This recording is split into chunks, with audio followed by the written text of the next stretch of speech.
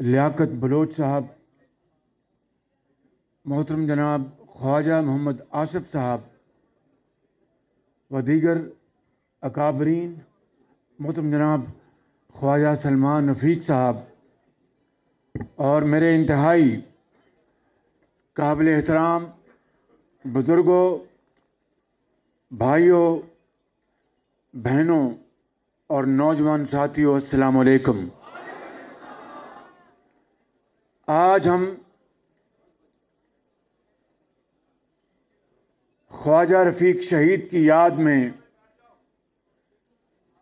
یہاں پر اکٹھے ہوئے ہیں، جنہوں نے نہ صرف اپنے خون سے آمریت کے دور میں جمہوریت کی شمع کو زندہ رکھا،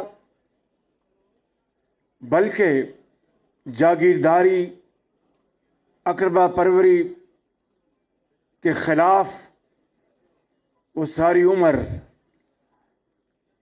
کھڑے رہے اور غریبوں اور بے روزگاروں اور یتیموں کے ساتھ انہوں نے ہمیشہ کندھا ملایا اور حق کے لیے آواز اٹھائی۔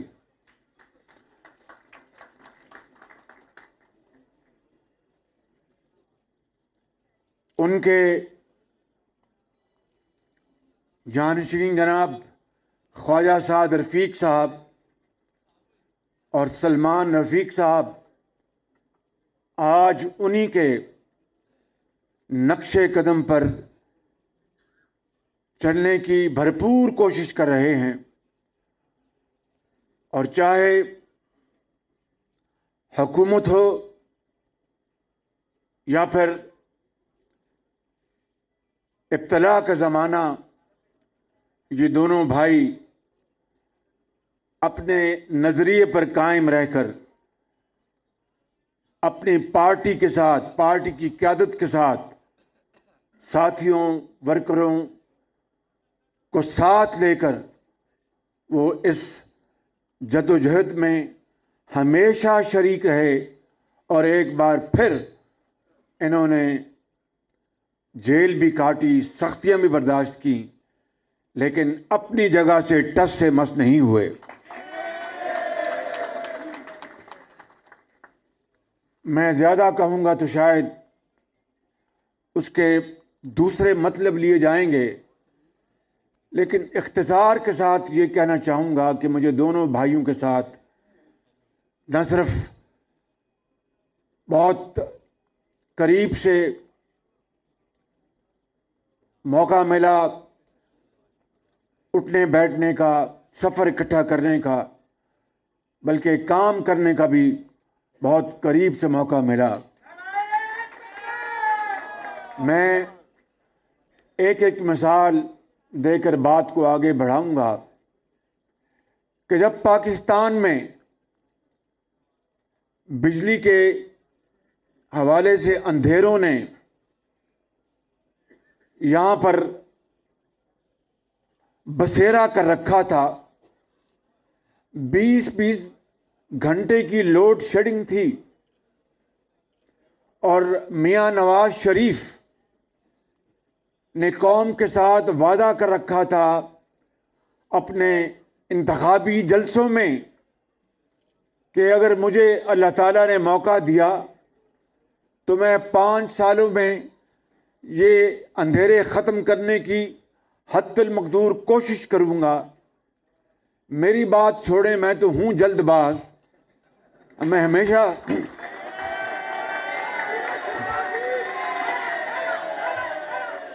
ہمیشہ جلد بازی میں، جلدی میں فکرے کش دیتا ہوں، جو بعد میں جو یار لوگ ہیں ہنسی مذاق میں اس کو بعض اوقات بات کرتے ہیں، کبھی طنز بھی کرتے ہیں۔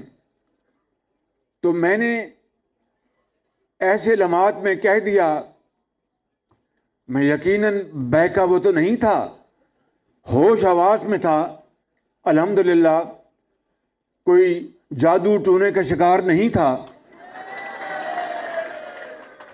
تو میں نے ان لمحات میں کہہ دیا کہ اگر ہم 6 مہینے میں بجلی کے اندھیرے دور نہ کر سکے تو میرا نام بدل دینا۔ اس کے بعد پھر کیا ہوا؟ چل سو چل، جتنے منہ اتنے زبانیں، اور نہ جانے کیا کیا لوگوں نے فکرے کسے، یہاں تک بات آئی کہ اچھا جی اب یہ نام بدل لیں۔ میں کہنا چاہتا ہوں میرے بزرگوں، بھائیوں اور بہنوں، لیاقت بلوچ صاحب نے بڑی ایک شاندار تقریر کی ہے، بڑی پرمغز تقریر کی ہے۔ میں ان کی خدمت میں بھی عرض کرنا چاہتا ہوں کہ سیاست نام ہے اصل میں عوامی خدمت کا، سیاست نام ہے اصل میں لوگوں کے دکھ اور درد بانٹنے کا، سیاست نام ہے یتیم اور بیوہ کے سر پر دست شفقت رکھنے کا، سیاست نام ہے بیماروں کو سہولتیں مہیا کرنے کا، سیاست نام ہے بے روزگاری کے خاتمے کے لیے کاوشیں کرنے کا، سیاست نام ہے مہنگائی کو ختم کرنے کا، سیاست نام ہے قوم کو اس کے پاؤں پر کھڑا کرنے کا۔ یہ کام انجام دیا نواز شریف نے اس دور میں۔ اور جب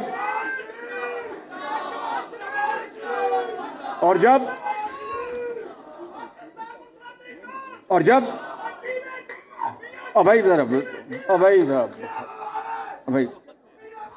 ذرا مہربانی، بالکل۔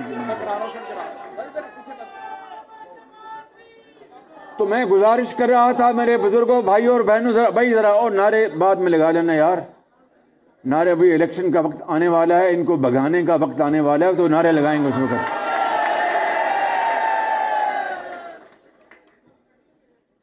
تو میں یہ بات کر رہا تھا کہ میاں نواز شریف کو دن رات نیند نہیں آتی تھی، مجھ سمیت، کہ بھئی قوم سے یہ وعدہ کر رکھا ہے۔ تو میں ان بھائیوں کے حوالے سے وہ مثال دینا چاہتا ہوں کہ جب ساہیوال میں سی پیک کے بندوبست میں 1360 میگا واٹ کا کوئلے کی بنیاد پر چلنے والا منصوبے کے اوپر دن رات کام ہو رہا تھا، دن رات، اور میں وہاں پر پاگلوں کی طرح دن رات پھرتا تھا، اچانک ہیلی کاپٹر سے اترتا تھا، ان کو پتہ بھی نہیں ہوتا تھا کہ شہباز شریف یہاں پر آنے والا ہے۔ دن رات کام ہو رہا تھا، مشینری چین سے آ رہی تھی، تفصیل میں نہیں جانا چاہتا۔ وہاں پر ریلوے سائڈنگ چاہیے تھی، اس کے بغیر کوئلہ وہاں پر اتر نہیں سکتا تھا، اور وہ ایک بہت بڑا ایک چیلنج تھا۔ خواجہ سعد رفیق صاحب ریلوے کے منسٹر تھے، میری عادت کو یہ اچھی طرح جانتے ہیں، ان کی عادت کو میں اچھی طرح جانتا ہوں۔ تو ان کو میں نے گزارش کی کہ جناب یہ چاہیے ہمیں ریلوے کی سائڈنگ، تو یہ ماشاءاللہ بہت ذہین اور فتین آدمی ہیں۔ ان کا جناب میاں صاحب بالکل ٹھیک ہے، مگر پیسے ٹھیلے کرو نا، پیسے، ریلوے کو پیسے چاہیے۔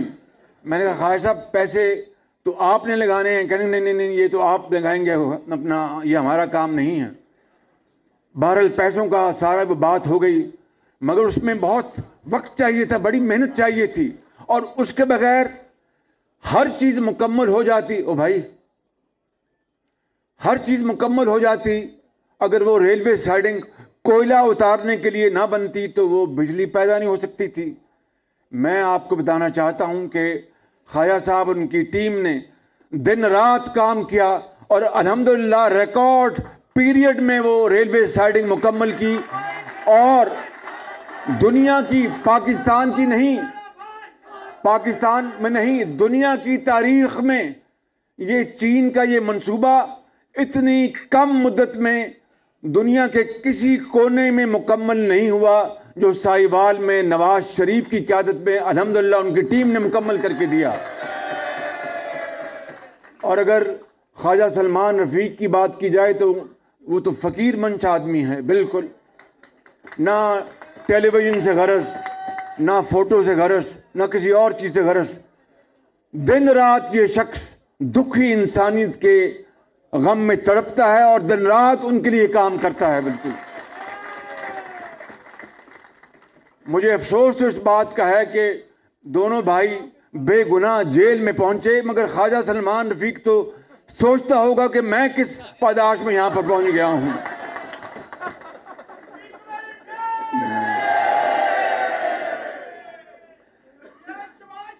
ادویات کی او بھائی ذرا مہربانی، ادویات کی ترسیل ہو، مفت ادویات کی بات ہو، سی ٹی سکینز ہوں، اور غریبوں اور یتیموں کے لیے مفت علاج ہو، اور پورے پنجاب میں اگر یہ کہا جائے کہ ہسپتالوں کو ہم نے بالکل دوبارہ نیا نکورہ بنایا اور بڑے بڑے شاندار یہاں پر ادارے قائم کیے، پی کے ایل آئی، جس کو میں کہتا ہوں کہ یہ جان ہاپکنز آف پاکستان تھا، اور عمران نیازی اور ان کی حکومت نے اس کا جنازہ نکال دیا ہے. جہاں پر اگر آپ وہاں پر پی کے ایل آئی میں کتنے لوگ آپ میں سے گئے ہیں وہاں پہ، تو آپ نے دیکھا ہوگا کہ اس سے شاندار ہسپتال پاکستان میں کہیں نہیں ہے. میں صحیح کہہ رہا ہوں یہ غلط؟ میں زور سے بولیں، صحیح کہہ رہا ہوں یہ غلط؟ اور وہاں پر دنیا بھر سے پاکستانی بہترین ڈاکٹرز لے کے آئے، بہترین مشینیں لے کے آئے، لیکن عمران نیازی کو اس بات سے غرض نہیں تھی کہ وہاں پر دکھی انسانیت کا علاج ہوگا تو لوگ ہاتھ اٹھا کے دعائیں دیں گے. اس کو اس بات سے غرض تھی کہ یہ تو مسلم لیگ نون نے بنایا ہے، یہ نواز شریف کی حکومت نے بنایا ہے، اس کا بیڑا غرق کر دو. مریضوں کی اس کو کوئی پرواہ نہیں تھی.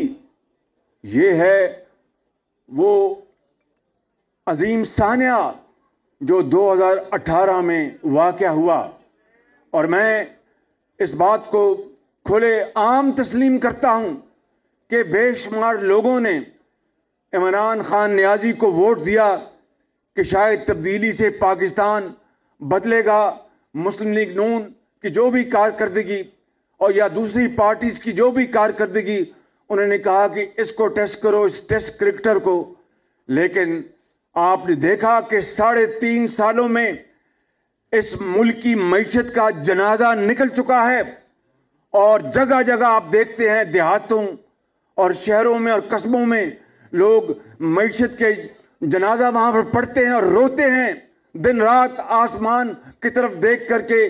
کیا وہ دن تھا، کیا وہ بدقسمت دن تھا کہ یہ شخص پاکستان کے اوپر وزیر اعظم مسلط کیا گیا، اور 3.5 سال میں اس نے پاکستان کی اینٹ سے اینٹ بجا دی ہے.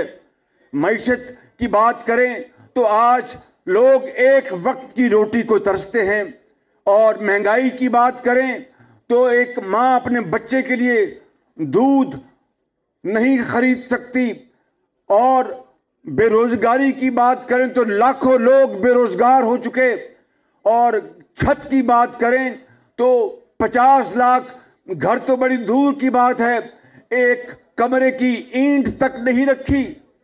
میرے بزرگوں، بھائی اور بہنوں، اپنے دل پر ہاتھ رکھ کر کہو کہ نواز شریف کے دور میں مہنگائی تھی یا چیزیں سستی تھیں؟ بھائی زور سے بتاؤ مجھے. نواز شریف کے دور میں آپ کا دکان چلتی تھی، آپ کو ہسپتالوں میں دوائیاں ملتی تھیں، مفت علاج ملتا تھا، لیپ ٹاپس ملتے تھے. اور مجھے یہ بتاؤ کہ جو شخص یہ کہتا تھکتا نہیں تھا کہ یہ لاہور کا جنگلہ بس، اس کے اوپر 30 ارب نہیں 70 ارب روپے لگ گئے ہیں، اور وہاں پر کنٹینر پر کھڑے ہو کر کہا کہ اگر مجھے نواز شریف وفاقی حکومت نے پشاور میں میٹرو بس کا منصوبہ مفت بھی دیا تو میں انکار کر دوں گا کہ مجھے یونیورسٹیاں اور مجھے ہسپتال بنانے ہیں، نہ وہاں پر ہسپتال بنایا، نہ وہاں پر یونیورسٹی بنائی.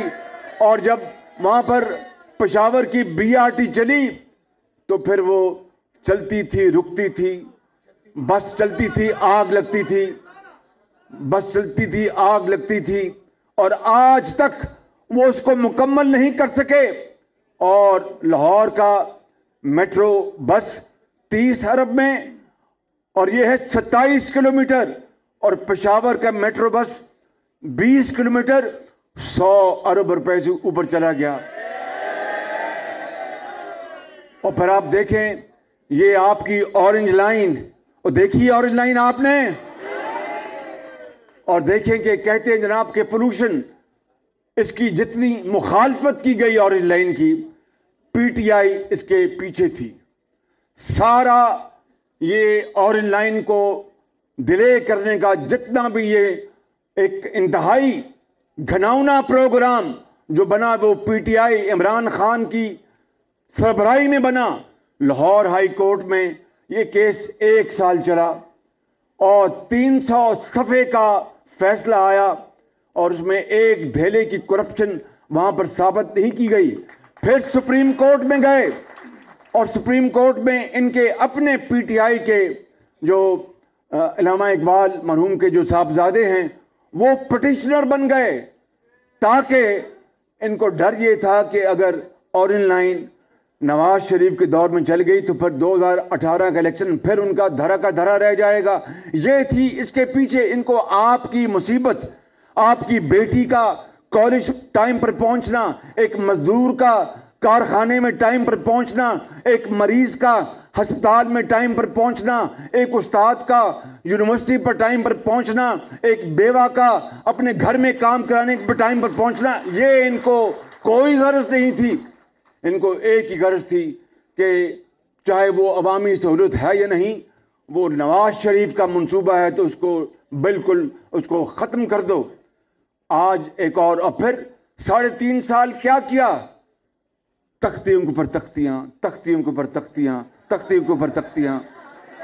جتنے نواز شریف کے منصوبے،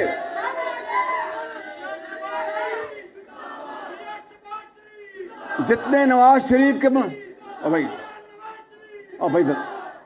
جتنے نواز شریف کے منصوبے 3.5 سال میں بنے، چاہے وہ وفاق کے ہیں یا صوبے کے، اس کے اوپر دن رات عمران خان نیازی تختیاں لگا رہے. بھئی اگر آپ کو تختیاں لگانے کا اتنا شوق تھا تو ہمیں بتا دیتے، ہم آپ کو تختیاں لگانے پر مأمور کر دیتے.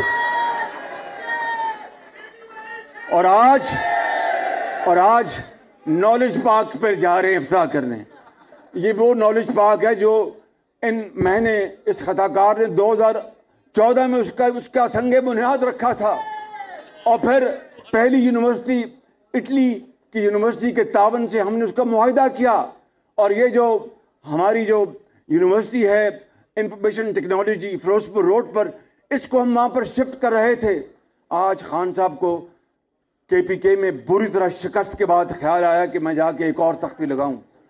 تختیوں سے بات نہیں بنے گی، آپ کا دھڑن تختہ انشاءاللہ ہونے والا ہے. آپ کا بالکل آپ کا دھڑن تختہ ہونے والا ہے. آپ نے پاکستان کے ساتھ جو ظلم کیا ہے، اللہ تعالیٰ اس کا حساب ضرور لے گا. آپ نے غریب آدمی، ایک بیوہ اور یتیم اور ایک طالب علم استاد جس نے دل کے ساتھ آپ کو ووٹ دیے، ووٹ کے علاوہ جس طرح آپ کو دھکا دے کر اوپر لایا گیا، یہ تو پوری قوم جانتی ہے، دنیا جانتی ہے. لیکن جنہوں نے آپ کو ووٹ دیے ان کو بھی آپ نے جس طرح خوار کیا اور جس طرح برباد کیا، 74 سال میں اس طرح کا دلخراش منظرنامہ کبھی کسی نے نہیں دیکھا. اور میں آپ کو آج یہ بتانے آیا ہوں میرے بزرگوں، بھائی اور بہنوں، کہ اب وقت آ گیا ہے، اب وقت آ گیا ہے کہ ان کا گریبان ہو اور آپ کا اور ہمارا ہاتھ ہو. انہوں نے آج پھر منی بجٹ لانا چاہتے ہیں، پھر منی بجٹ لانا چاہتے ہیں. IMF کے ہاتھوں پاکستان کو انہوں نے گروی رکھ دیا ہے. اور حضرت قائد اعظم اور ان لاکھوں مسلمانوں شہیدوں کی روحیں قبروں میں تڑپ رہی ہوں گی کہ 74 سال بعد یا اللہ یہ کون عمران خان پاکستان پر مسلط ہو گیا ہے کہ بجلی وافر ہونے کے باوجود بجلی پھر آتی اور جاتی ہے. 74 سال بعد یہ کون سا حکمران مسلط ہو گیا ہے کہ گیس اسٹیشن کراچی میں نواز شریف نے لگا دیے, سستی گیس کے معاہدے کیے. آج سردیاں آ رہی ہیں, چولہا جو ہے وہ ٹھنڈا پڑا ہوا ہے, گیس اویلیبل نہیں ہے, اور کہتے ہیں کہ صبح اور دوپہر کو کھانے کے وقت گیس مہیا کریں گے, اور وہ بھی گیس نہیں. اور جتنی مہنگی گیس انہوں نے خریدی ہے, اربوں کھربوں اس کے اوپر لگ گئے. یہ اتنے بڑے سکینڈل ہوں, چاہے چاول کا ہے, چاہے گندم کا ہے, چاہے شوگر کا ہے, چاہے گیس کا ہے, چاہے ادویات کا ہے, چاہے معلوم جبہ ہے, یہ کہاں ہے نیب؟ اس لیے میں نے 3.5 سال پہلے کہا تھا یہ نیب نیازی گٹھ جوڑ ہے. یہ 3.5 سال پہلے میں نے کہا تھا. اور آج میں اللہ تعالیٰ سے انتہائی انکساری اور ڈر کے ساتھ اور خوف کے ساتھ یہ کہنا چاہتا ہوں کہ لاہور کے بزرگوں, بھائیوں اور بہنوں, آج یہ نیب نیازی گٹھ جوڑ کا خاتمہ کرنے کا وقت آ گیا ہے. بالکل اپنے لنگوٹے کسے تیاری کریں, اور اس مہنگائی کے طوفان کے خلاف, اس ظالم حکومت کے خلاف, اور اس ایسی حکومت جو کہ دھاندلی کی پیداوار ہے, اور جس نے 3.5 سال جھوٹ اور یو ٹرن کے علاوہ کچھ نہیں کیا, آج ان کے خاتمہ کرنے کا وقت آ گیا. آپ تیار ہیں اس کے لیے؟ بتاؤ مجھے. تو پھر انشاءاللہ پی ڈی ایم میں ہم نے پچھلے اجلاس میں گفتگو کی تھی.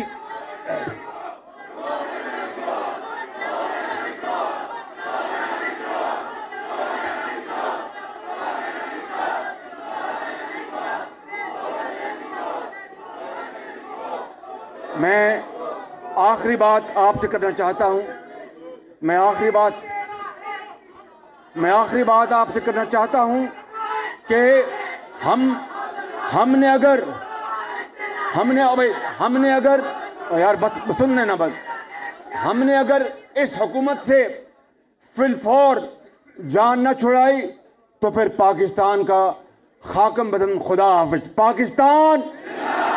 پاکستان مسلم لیگ نون, نواز شریف, قائد اعظم,